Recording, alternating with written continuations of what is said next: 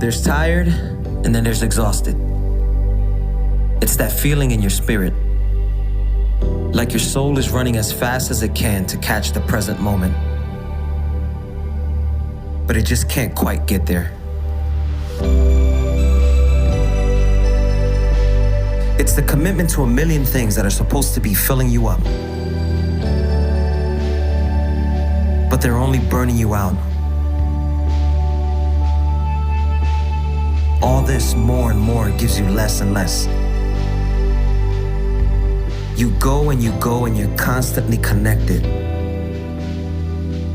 but the screens and the scurry turn up empty. This can't be the way. Life can't just be about hurry.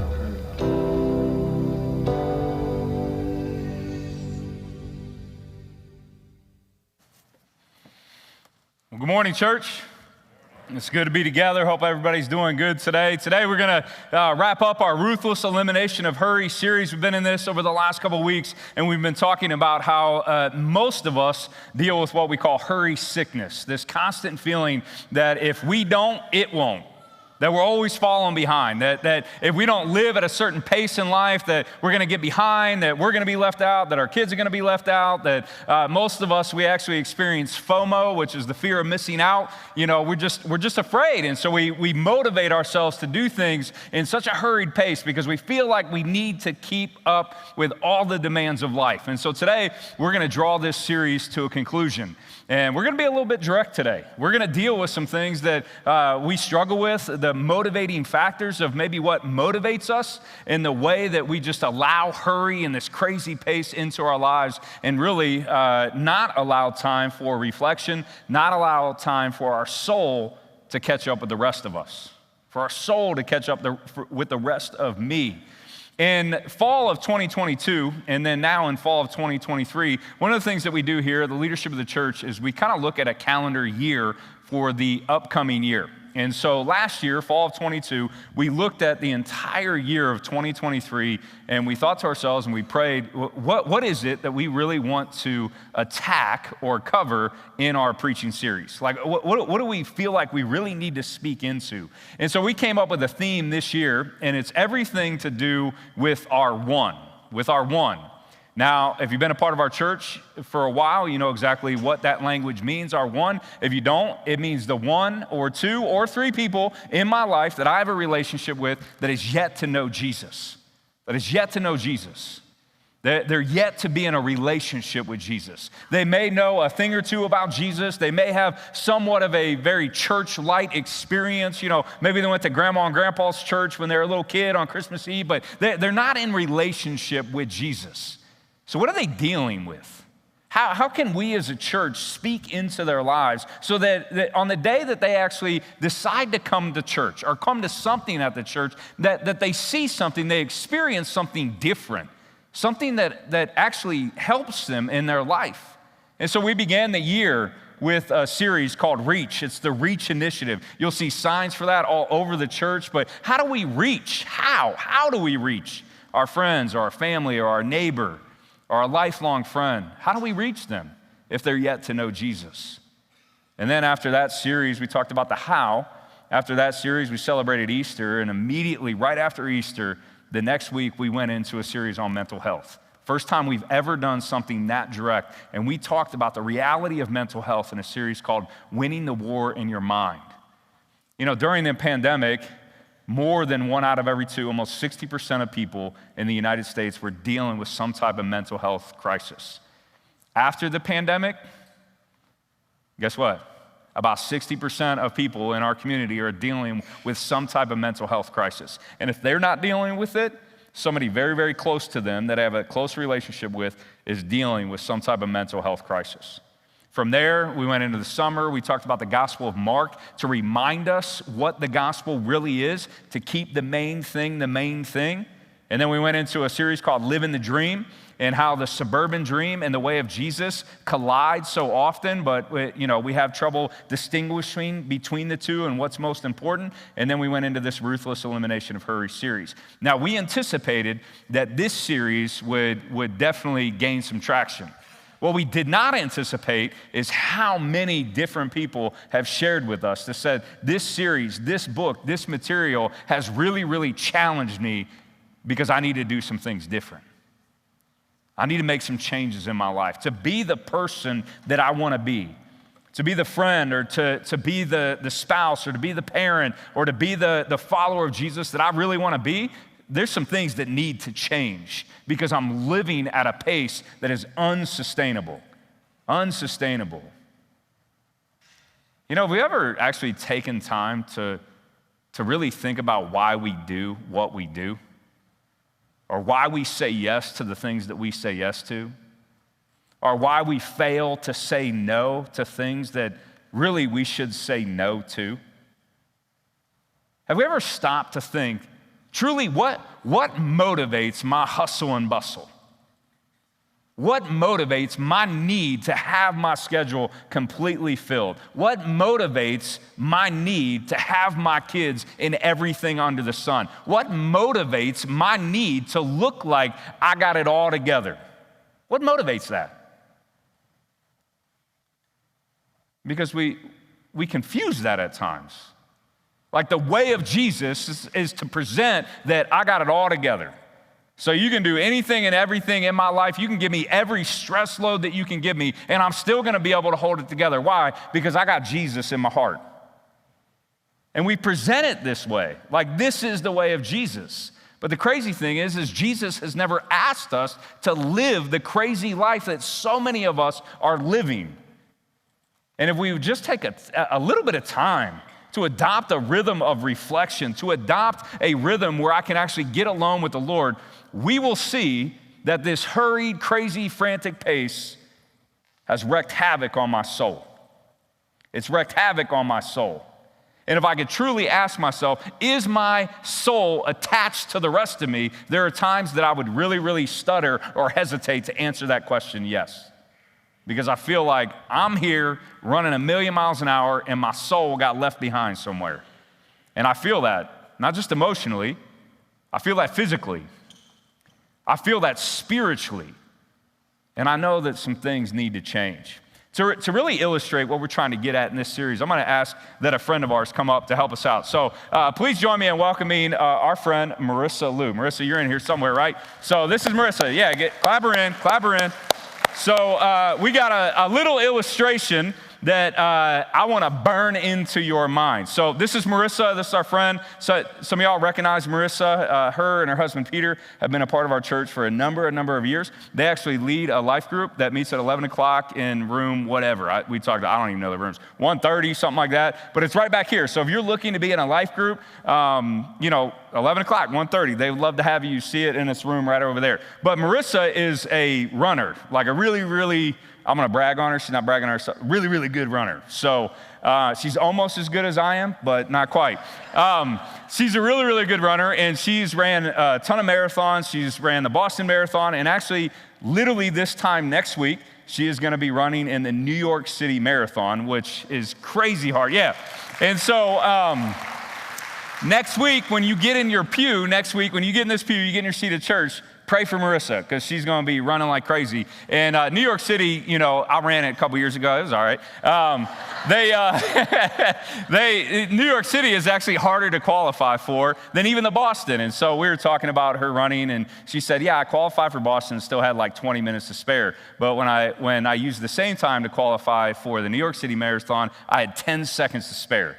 10 seconds. So she's going to be going at it. So what we're going to do is we're going to use an illustration of the average life here in good old suburbia with Marissa. So Marissa, you're going to jump on this treadmill. I'm going to turn this thing on. Hopefully technology works. By the way, there was a transformer literally on fire outside of the church a few minutes ago. So yeah, pretty crazy. So if this thing just stops, I didn't stop it, like lights will go off and all that. All right, so we're going to start it up. You're walking at a pace of life. All right, Marissa, I've known you for, a decade, maybe a little bit more. So I knew that you grew up here in Central Ohio. You grew up in what I refer to as the evil empire, which is Upper Arlington. And so my kids go to Worthington schools, and they actually just lost a state qualifying match last night. It was the state semifinals for water polo. They lost to Upper Arlington, and guess what? We weren't too happy about that. So you graduated from Upper Arlington, and then you did what 75% of the student body at Upper Arlington does. They go 2 miles over to The Ohio State University, and I know you went to college and you studied, I think, math, right? Are you still a math teacher right now? Still a math teacher teaching it. So we're going to signify your education with this wonderful light blue LL Bean backpack that my wife's like, you need to throw that away. And I'm like, but it has a lifetime guarantee on it, so I'm never going to throw this away. And then we're going to signify you're not Cardell Jones, so you actually went to school to play school and not football. So we're actually going to give you some books. You got some paper in there, notepads, you got you a little planner and all that stuff. So you're in college, you're going to Ohio State, which picks up, it's a little bit harder than high school for most of us, but we're gonna pick it up a little bit. So now you're at a pretty decent pace, you know, you're in good shape, but you're rolling. And then you meet this guy, and he's awesome, but he's got a man bun, right? Peter, you got a man bun, which Peter would never have. But you meet Peter, and Peter works his tail off, and he actually convinces you to get married. And you all get married, and it's awesome. But, you know, you graduated college, and all of a sudden you got a job, and you're a teacher, but you got a lot of supplies you got to take into school. So you decided to get this 1962 vintage suitcase to carry those in. And so you got this weight of all these kids and the craziness. And mind you, if, I remember when people used to say, oh, I'm a teacher, and everybody would think, oh, you got a pretty easy job. Well, that doesn't exist anymore. Now, today, you're like, oh, you're a teacher. And people are like, what's wrong with you? Like, what's wrong with you? You're going to endure that stress. But so you're married, you got yourself a job. I would take the backpack off, but you're a teacher, continuing ed credits, every 3 years or whatever it is, and they're gonna pay you more. And then you and Peter, you're good, you got it all set up, and you do what everybody in the suburbs does. You get a dog, right? You get a dog. What's your, Miko? What? Miko, you got your dog, and you realize, hey, we can take care of a dog. This thing, hasn't killed us, and it like sits, and okay, we got a dog, so now what we need to do is we need to prepare to have kids. So like most people, you decide that you're gonna buy a house, right? You're like, I forgot something real quick, hold on.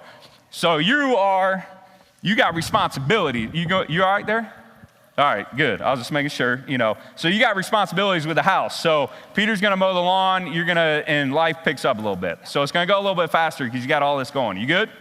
Don't you fall off. If you get hurt, I'm gonna blame Peter for letting you do this. And you're like, hey, we're gonna have kids. And then you give birth to Rocky Balboa. And so that's a legitimate Rocky Balboa stuffed doll, and it's worth money, so don't drop that thing. You can drop anything but Rocky Balboa.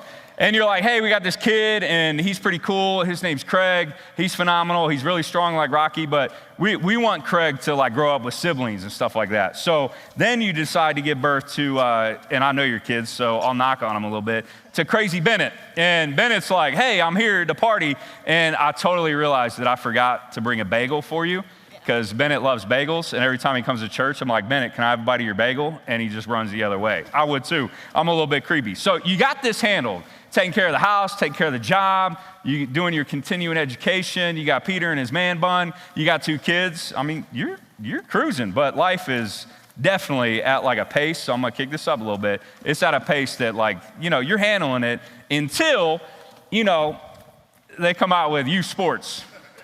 And then they're like, hey, like we're gonna play some soccer, and soccer's gonna be awesome. Little did you know that every kid in the suburb plays soccer, and as soon as you hit like 7 years old, they're gonna start charging you like $2,000 a year to play soccer, because that's what they do in the burbs. And so you're like, okay, we'll play soccer, but all of a sudden Bennett's like, I wanna play some football, okay, because I live in Ohio and that's what we were doing. You good? You sure? All right. And then all of a sudden you're like, okay, football's good, soccer's good, but one of them wants to play basketball. So you got the basketball there. This is impressive, okay? And so you're going, your weekend's filled, you're like, all right, we're good. And then all of a sudden you walk down to the basement and you're like, the laundry's not, no laundry. All right. So, hey, give her a round of applause. She did awesome. Throw all that stuff back in there. She did awesome. Go team. So here's the thing. Is that not how life works? I mean, it's exactly it. And we're not all as fit or determined as Marissa sometimes, and we struggle with it. But that's life. That's suburban life. And all of a sudden we realize, okay, in the midst of all this hustle, somehow I left my soul back there. And what I'm experiencing is not the life that I thought that I was going to live or we were going to live. And so what do I do? Here's the thing. Jesus never said we had to do that. Jesus said he gives us permission. He says, actually, let's do something different. If we believe that Jesus is the Son of the Almighty God, and as the Son of the Almighty God, he was God in the flesh, wouldn't it be wise of us, especially those of us who believe that Jesus is the Son of God, to look at his life and say, how did he do it? How did he do it? Well, in this series, we looked at four things, four examples or practices of Jesus that we can clearly see that he exhibited in the Gospels. The first is Jesus practiced silence and solitude. How many times, if you read the Gospels, how many times did Jesus retreat to get alone with his Father? Do you have a rhythm in your life where you actually get alone with God? Where you have 5 or 10 minutes a day where you actually just allow yourself to sit and be, and you usher in a time of communication with God. Prayer. I don't know, I'm not really good at prayer, Jay. Prayer is just simple communication with God and God's communication with you. Sometimes the best prayer that we can ever have is just sitting there silent before God and allow God to be God and me to be his creation, who he eternally loves. Jesus practiced silence and solitude. Jesus actually practiced Sabbath. So we talked about Sabbath, which is a very foreign concept for us. We take days off from our occupation, yes, but the idea where we actually take one day a week and practice a physical, mental, emotional, and spiritual rest from the hustle of life. Do we schedule for that? As a family, do we do those things? Do we schedule, okay, we can't do a whole day, but do we schedule a 6-hour block? On Saturdays from 12 to 6, where we're doing nothing. We're just going to hang out. We're going to do something that we enjoy. And then we moved on to simplicity. Last week we talked about simplicity, that everything that we choose to do in life costs us something. It costs us something. It either costs us time, it costs us money, it costs us stress, it costs us relationship. It costs. So how can we simplify life and keep the main thing the main thing? And everything that we choose to do, everything we choose to say yes to, and everything we choose to say no to comes out of keeping the main thing the main thing. And what is the main thing? That I have a forever relationship with Jesus and I have healthy relationships with others. So when I make a choice to allow something into my life, or I make a choice to say no to something, does it fall into keeping the main thing the main thing? My relationship with Jesus and my healthy relationships with others. And then today we're going to talk about slowing down. Now personally, I have to reflect on this because if I'm ever up here pointing one finger out, always remember I got 3 fingers pointing back. 1 out, 3 back. And so I have to look at my own life and I'm like, okay, do I practice silence and solitude? I have a pretty good rhythm with that. It's not perfect, but I have a pretty good rhythm with that. Sabbath, I take every Friday off. Unless I'm doing a funeral or a wedding or something really, really important, I give myself Fridays to do whatever it is I want to do. Whatever it is I want to do, and it's a Sabbath day. And then I look at simplicity, and Addie just laughs at me with simplicity. She's like, you do not struggle with simplicity. Actually, you're far too simple. And I'm like, what does that mean? And I realize, like, the older that Addie and I get, my wife and I get, like, our dreams for our future and our elderly years, I mean, they just keep growing further and further and further apart. So for instance, this is, for my elderly years, like in retirement, this is my dream. I'm gonna show you a picture. This is my dream, I kid you not. This is a Ford 550 Earth Roamer. You know why they call it the Earth Roamer? Because that's what it does. It roams the earth. Like it's a house on wheels. I mean, there's hardly any place on planet Earth that you can't go in that bad boy. But here's the problem. That's my dream, but this is Addie's dream. Like, how do those go together? how do, the simplicity versus the non-simplicity. And I know that that's a lot of you. So we got together and we started praying about it and we figured out, okay, we think that this is going to be the compromise.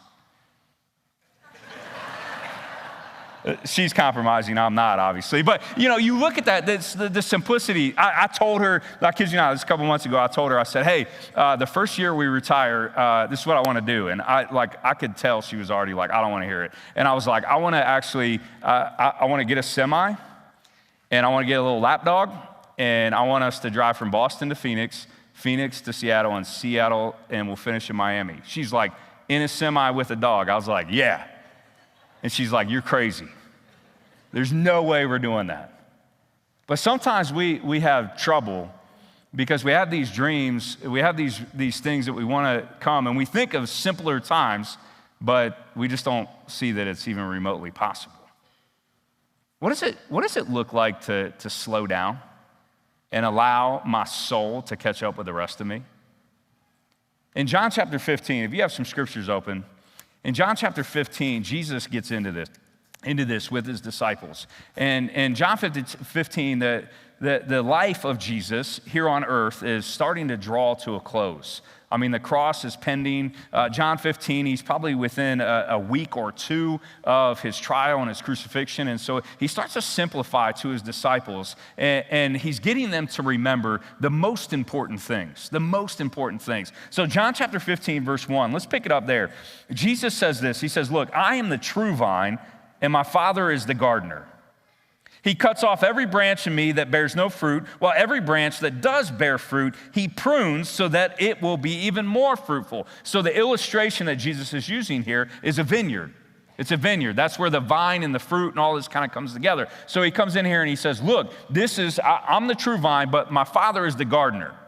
And the vines that the branches that produce fruit, he's going to actually trim those back so they can produce more fruit. And those that don't, well, we're going to see what happens here. Look at verse 3. He says, you have already been cleaned or pruned because of the word I've spoken to you. Verse 4, remain in me as I also remain in you. Now, do me a favor. Count how many times Jesus uses the word remain. Remain. He's used it twice so far. No branch can bear fruit by itself. It must remain in the vine. Neither can you bear fruit unless you remain in me. We're up to 4 right now. I'm the vine, you're the branches. If, the word if is actually used 5 times here. If you remain, there's the 5th remain, in me and I in you, you will bear much fruit. Apart from me, you can do nothing. If you do not remain in me, you're like a branch that is thrown away and it withers. Such branches are picked up, thrown into the fire and burned.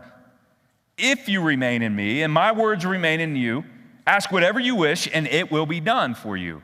Verse 8, this is to my Father's glory that you bear much fruit, showing yourselves to actually be my followers, my disciples. Verse 9, as the Father has loved me, so have I loved you. Now remain in my love. If you keep my commands, you will remain in my love, just as I have kept my Father's commands and remain in his love. How many times did the word remain show up? 11 times. 11 times. So obviously that's a pretty important word for Jesus. Goes on to say this in verse 11, I've told you this so that my joy may be in you and that your joy may be complete. Jesus is saying there's a different way. There's a different way to live life. Verse 12, my command is this, love each other as I've loved you. Greater love has no one than this, than to lay down one's life for one's friends. Obviously, that's pointing to the cross, but then Jesus goes on in verse 14, he said, you are my friends. If, he puts a clause in there, if you do what I command. I no longer call you servants because a servant doesn't know his master's business. Instead, I've called you friends. For everything I've learned from my Father, I have made known to you. You did not choose me, but I chose you, and I appointed you so that you might go and bear fruit, fruit that will last, that will actually last. And so whatever you ask in the name of the Father, he will give to you. This is my command, love each other. So if Jesus chooses to use the word remain 11 times, we should probably ask the question, how do I remain in relation to Jesus? How do I remain in relationship to Jesus? Let me give you a couple different things to think about. First and foremost, I remain in relationship with Jesus by entrusting my heart to Jesus. Now don't hit the don't pay attention button right now. Stay with me. When I choose to entrust my heart to Jesus, I'm choosing to trust the very core of my being to Jesus, to what Jesus would have for me, to what Jesus will allow in my life, to the challenges that he will allow to come, but also to the joy that he will fill me with because I'm entrusting my entire being to him. The word heart in the Bible is this Greek word cardia. It's where we get the idea of cardiology, but it means the center of one's being. When I entrust all of me to Jesus, my perspective changes. And I say yes to certain things and I say no to certain things, because I know that the primary purpose of my existence is to remain with Jesus. Now, about a year and a half ago, I went through one of, if not the most difficult year of my life. I mean, it was crazy. The stress load that I was being asked to endure, the decisions that I was asked to make, the stress load on my family, the unknowing, the grief that I was going through, the chaos that was happening around us. I mean, I was hurting. I was hurting. And I didn't know exactly what to do. You see, every time that we, all of us, every time we go through a season of challenge or a season of frustration or a season of depression where we're overstressed or we're overworked or we're, worried and upset about so many things or we're over anxious, every time we go through a season like that, each and every one of us has a unique default disposition. A default disposition. We go into like a default mode. Why? Because we all have been created by God to uniquely be in relationship with God. And so every single one of us is created in a very unique way. There's not one single person on the planet that thinks exactly like you do. There's not one single person on the planet who has the exact same experiences that you have or that I have. There's not one single person on the planet, regardless of how much I may be like my closest friend or like my spouse, there's not one single person that sees things exactly the way that you see them. And because God has uniquely created us in his image and his likeness, we all have a unique default disposition when we struggle in life, when we're overstressed or overworked or over anxious or depressed or over stress load, whatever it is, we have this default mode that we go into. It is important in my relationship with Jesus, but also in my relationship with those that are closest to me, that I actually slow down and spend some time discovering what my default is. Because so often my default is the thing that causes chaos in my life. For me, I had to discover that when I get overworked or overloaded, that I will eventually tell myself 3 lies. 3 lies. I've shared this before. Lie number 1, I'm all alone. I'm all alone. Nobody knows what it's like to be me. 2, it all depends upon me. It all depends upon me. I'm the one that has to make the decision. I'm the one that has to do this. I'm the one that has to lead our family, lead our church, whatever it is. It all depends upon me. I'm all alone. It all depends upon me. And then the third one is I'm not safe.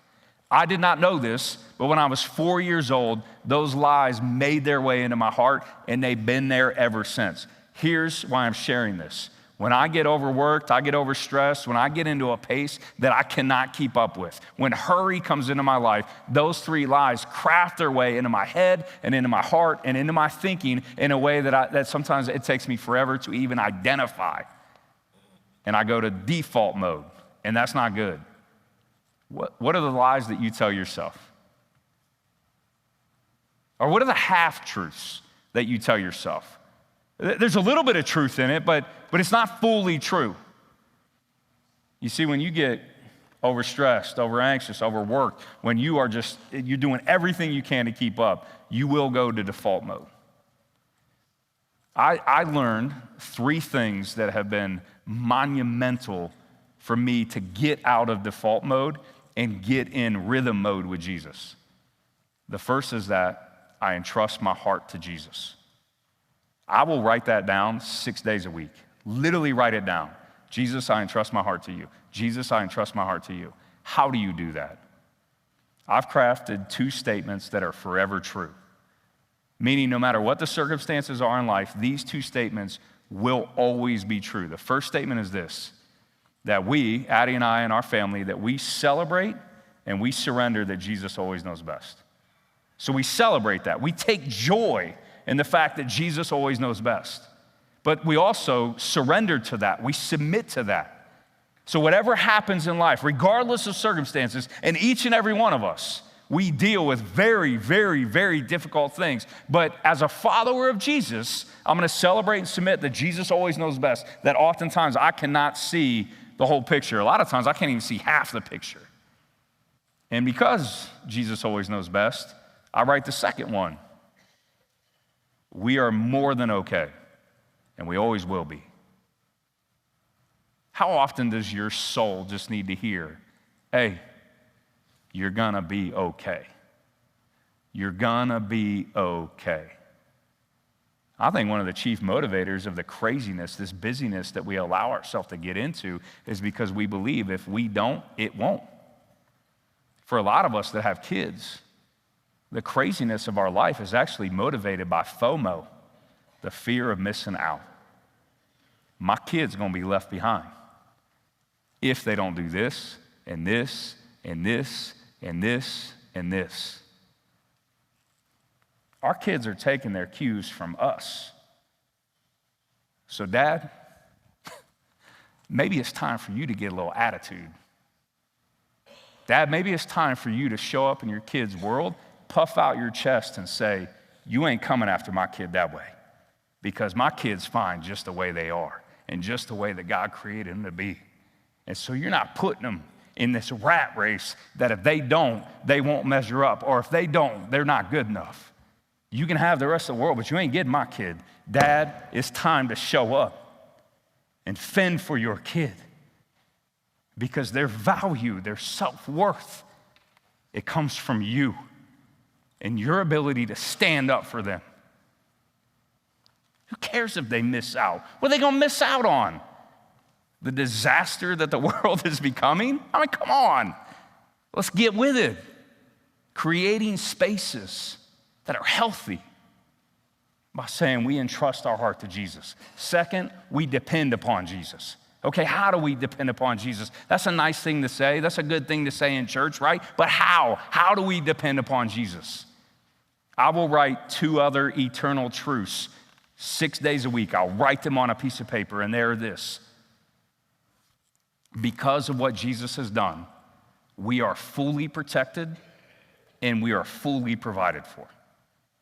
1,000% protected and 1,000% provided for this very day.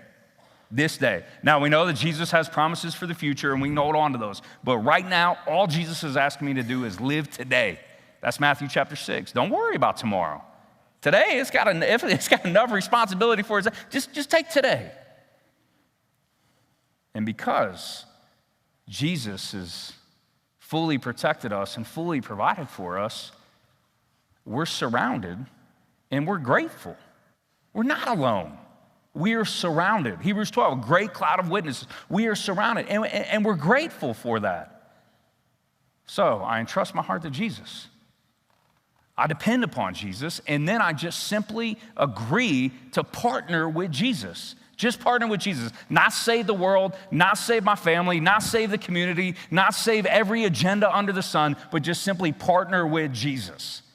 Our family, we have this thing that we share with ourselves all the time. We constantly say this, and we just simply say, we are called.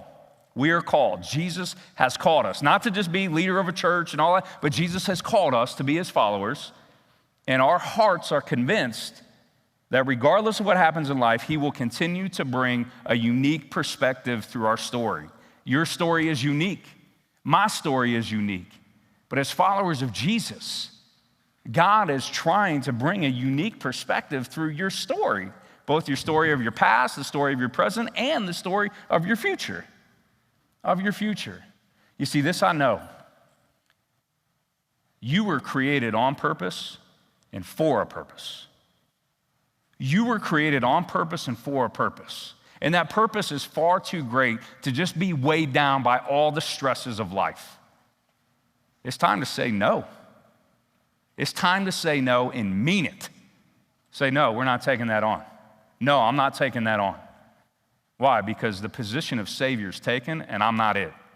No, because this is all that I can handle. This is all that I can handle. The ruthless elimination of hurry. So here's the thing.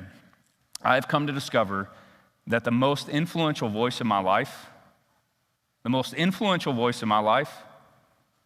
is my own. So what am I telling myself? What am I telling myself? Am I telling myself the eternal truth based on Jesus' promises? Or am I leading myself to believe things that are half true and half lie or full lie? The way of Jesus: silence, Sabbath, simplicity, and slow it down. Is that the way of the world? No. Will it be counter to the way of the world? You better believe it. But that's exactly the way Jesus lived. Let me ask you something. Do you believe that Jesus is the Son of the Almighty God? If you do you believe that the Son of the Almighty God had actually exemplified the best way to live on this temporary side of eternity? And then I have to ask myself the question, am I living that way? Am I living that way? Perhaps a lot of the stuff that's going on in here and going on in here is a result because I'm choosing to live different than the way that Jesus exemplified.